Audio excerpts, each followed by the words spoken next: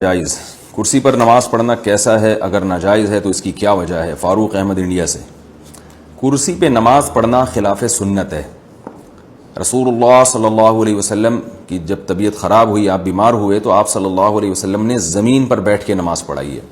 اس پر پوری امت کا اجماع ہے کہ اگر آپ کی طبیعت خراب ہو، آپ زمین پہ بیٹھ کے نماز پڑھیں، اور اگر آپ سے گھٹنے موڑے نہیں جا رہے تو آپ پاؤں کو قبلہ رخ کر لیں، یعنی ایسی صورت میں پاؤں کو قبلہ رخ کرنے میں کوئی حرج نہیں۔ ہم نے بڑے بڑے علماء کو دیکھا ہے، بڑے بڑے بزرگان دین کو دیکھا ہے کہ جب ان کی طبیعت خراب ہوتی تھی وہ زمین پہ بیٹھ کے پاؤں بالکل قبلے کی طرف پھیلا لیا کرتے تھے، کیونکہ ان کے لیے پاؤں کو فولڈ کرنا، ٹانگوں کو فولڈ کرنا مشکل تھا۔ تو آپ پاؤں سیدھے کر کے نماز پڑھیں، اور اگر آپ کو ٹیک لگانے کی ضرورت ہے تو پھر ایسی کرسی جس کے پائے نہ ہوں، تاکہ وہ زمین پہ یعنی ہو، اور پیچھے اس پہ ٹیک لگائیں۔ یہ جو کرسیوں پہ نماز پڑھی جا رہی ہے، یہ اس لیے سنت سے دور ہے۔ اس چند وجوہات ہیں جو میں نمبر وار آپ کے سامنے بیان کرتا ہوں۔ پہلی وجہ تو یہ ہے کہ نبی صلی اللہ علیہ وسلم نے زمین پہ بیٹھ کے نماز پڑھی۔ اگر آپ ایسا کریں گے کرسی پہ بیٹھ کے تو یہ اس کے خلاف ہو جائے گا۔ دوسرا نقصان اس میں یہ ہے کہ آپ جب زمین پہ سر رکھ کے سجدہ نہیں کر سکتے تو بیٹھ کے اگر آپ سجدہ کریں گے تو وہ کم از کم زمین کے قریب پہنچ جائیں گے۔ اس میں تواضع زیادہ ہے۔ اگر کرسی پہ بیٹھ کے آپ سجدہ کریں گے تو زمین سے دور ہوں گے، قریب نہیں ہوں گے۔ تو سجدے کی سنت بھی زیادہ اچھی اسی صورت میں ادا ہو سکتی ہے جب آپ زمین پہ بیٹھ کے سجدہ کریں۔ یہ دو فرق ہو گئے۔ تیسرا فرق کیا ہے کہ کرسی کی وجہ سے صف میں خرابی ہوتی ہے، جبکہ زمین پہ بیٹھ کے آپ نماز پڑھیں گے تو صف نہیں ٹوٹتی۔ کرسی اگر آپ صف میں رکھ لیں تو آپ دیکھیں کہ وہ جو کرسی پہ بیٹھے ہوئے صاحب ہیں ان کی ٹانگیں آگے جا رہی ہوتی ہیں، اور صف تو بنتی ہے ایڑیوں سے، تو سب کی ایڑیاں ایک لائن میں ہیں، اور جو کرسی پہ بیٹھے ہوئے صاحب ہیں ان کی ایڑی آگے ہوتی ہے۔ یہ تیسرا نقصان ہے۔ چوتھا نقصان یہ ہے کہ کرسی کی وجہ سے صفوں کو سیدھا کرنا بہت مشکل ہوتا ہے۔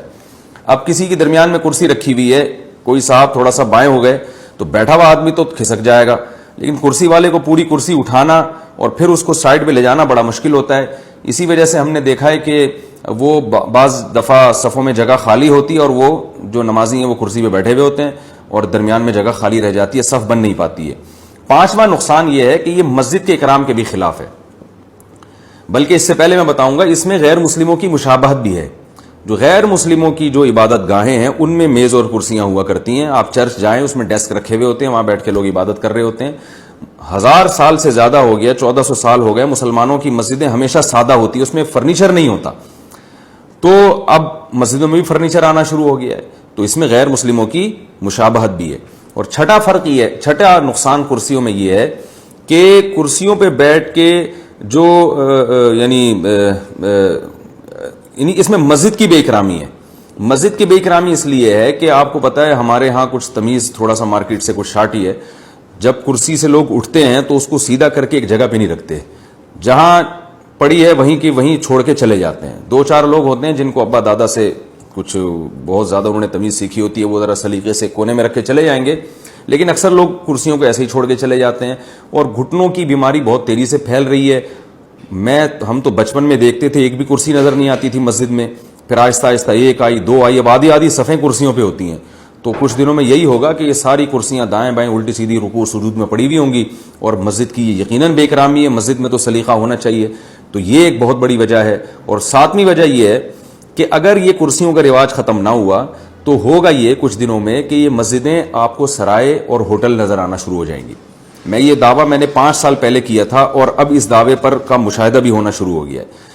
میں نے 5-6 سال پہلے یہ بیان کیا تھا کہ آپ دیکھیے گا کچھ وقت کے بعد ایسا ہوگا کہ کرسیاں رکھی ہوئی ہوں گی، لوگ ان کرسیوں پہ بیٹھے ہوئے ہوں گے، اور سامنے میز رکھی ہوئی ہوگی اور چائے اور قہوے چل رہے ہوں گے۔ بالکل وہ ماحول ہوگا جو ہوٹلوں کا ماحول ہوتا ہے، کیونکہ جب کرسیاں آ گئیں تو پھر ظاہر ہے پھر صحت مند لوگ بھی ان پہ بیٹھیں گے۔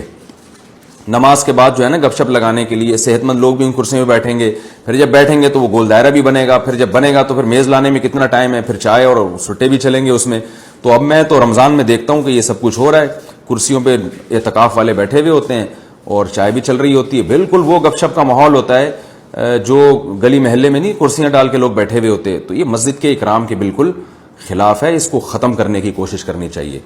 صرف ایک صورت میں کرسی کا استعمال جائز ہے کہ یہ تمام یعنی آپ کے لیے زمین پہ بیٹھنا کسی صورت میں ممکن ہی نہ ہو، اور ٹانگیں پھیلا کے بھی نہیں بیٹھنا ممکن ہو آپ کے لیے، اور نیچے ٹیک لگا کے بیٹھنا بھی آپ کے لیے ممکن نہ ہو۔